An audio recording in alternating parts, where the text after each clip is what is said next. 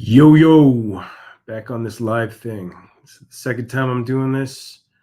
Don't know how many people are going to tune in. Hopefully they do. But for the time being, let's talk a little bit about what's going on in the NBA with the Lakers.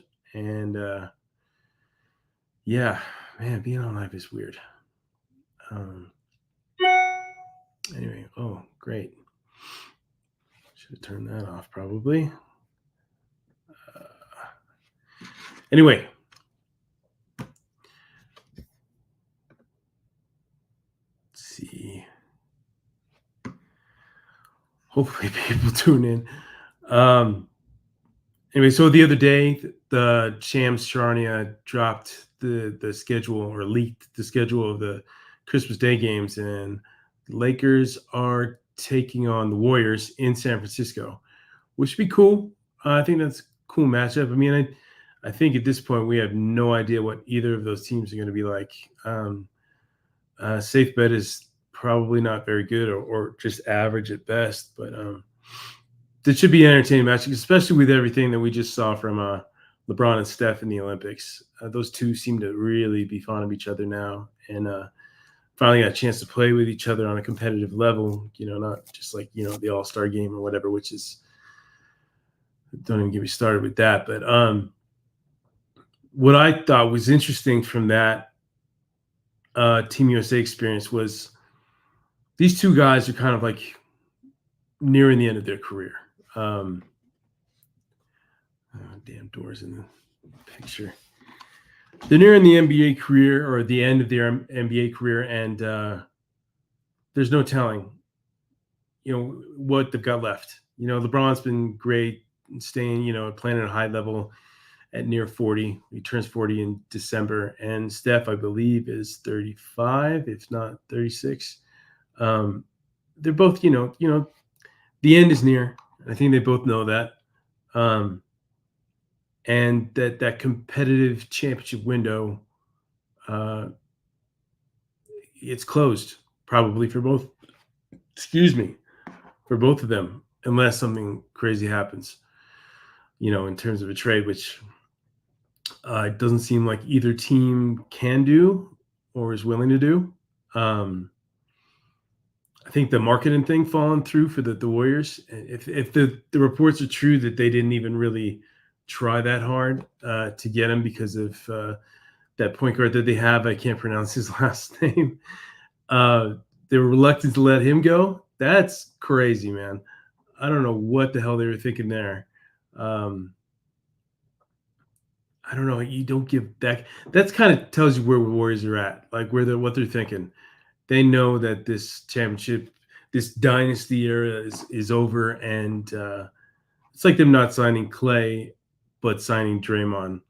I don't understand that either. Even though Draymond's super important to the team, and Clay's not the same player he used to be. It just kind of shows you what's going on in Golden State. They're kind of coming to the conclusion that this is kind of over, and the rebuild is right around the corner. With that said, even though Steph is a Warrior for life and will always be a Warrior for life, he has to be thinking, do I want to like limp through the last few years of my career here, or give it a shot somewhere else and have fun playing? Because losing's no fun for these guys who are so used to winning. So, and LeBron obviously is desperate for another guy in LA. I don't know how the hell or the logistics of this, if it would work in any way, shape, or form. But you never know, man. I mean, things happen all the time. Crazy stuff happens all the time in the NBA and professional sports in general, where all of a sudden, these stars just come together. I mean, I never would have thought Dwight Howard and Steve Nash would join Kobe and Powell and Meta. No way. No, especially Nash. No way. But it happened. I mean, it was a disaster, but it happened, or even the CP3 thing that fell through, which is still really strange to me. It will never make sense no matter what David Stern said. Rest in peace. But I don't know. I could see them as teammates. And these guys, you got to think they just spent a ton of time together, right? Where it was just them, just the same group of guys with AD too. They must have had some conversations. I mean, this is when these superstar teams come together. When they play together like this, and they realize, oh man, LeBron's passing and my shooting, that him coming off screens and hitting him, and how successful they could be. Um, that's got to be it's got to be something they think about, or they've thought about, or they talked about. And if they didn't, I wouldn't believe them if they denied it or whatever. But oh man, every time I get on these things, it's just notifications galore. I gotta just start turning this stuff off. So, like I said, in the first one, I'm so not used to this kind of live situation where you can't be too prepared. But yeah, so I wouldn't. I honestly think when LeBron signed again or re-signed with the Lakers, doing the 1-1, having the player option after this upcoming season, that he's only gonna play one more year, and that's it. And he's done. Just walk away. Gets to play with his son. One more year in the limelight in LA. But that's my thought. But maybe after this, and all the kind of love and fanfare he got for how he played in the Olympics, and then Steph as well. Maybe they're both like, hey, look, let's try and team up. I mean, who knows? It could go the other way too. It could be, LeBron going to Golden State, which was rumored last year, right? Never came to fruition. Um, but who knows, man? I wouldn't be shocked. I would not be shocked if something came together like that, like just out of nowhere, right? I don't know. Like I said, the logistics of it doesn't really make too much sense. But then again, I'm not a GM. I don't know the strings that they can pull and the little loopholes that they've got. I mean, I know this apron thing has really screwed over the Lakers in terms of being able to make moves. I've never seen it so dead in the offseason in terms of movement when it comes to the Lakers. Pretty wild. 2 signings. I mean, Little Birdie told me today that there's it's going to be one today, but it's something we all knew was coming anyway.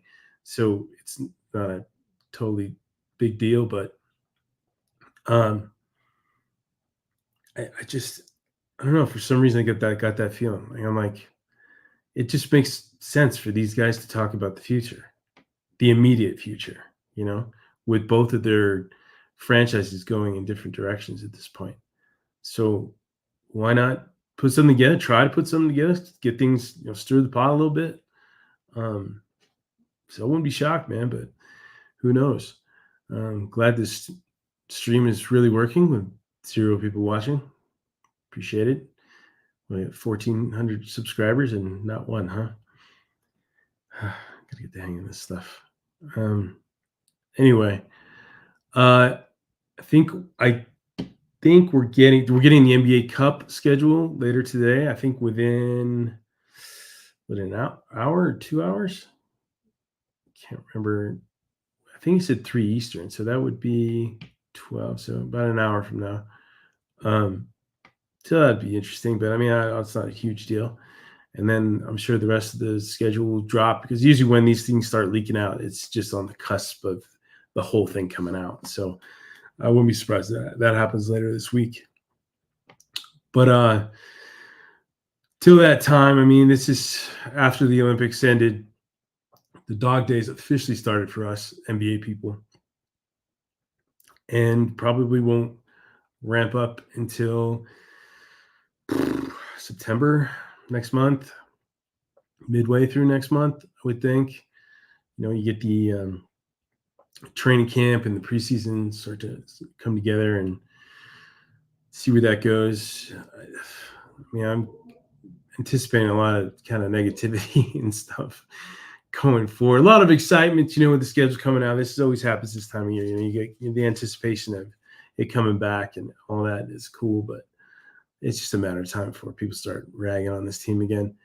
And I can't really blame them. It's been a rough ride, especially me as a content creator, where I need news and stuff to happen. It's just not happening. It's just a weird summer. It's a really weird summer. Probably the weirdest in all the years I've done this, which is saying something.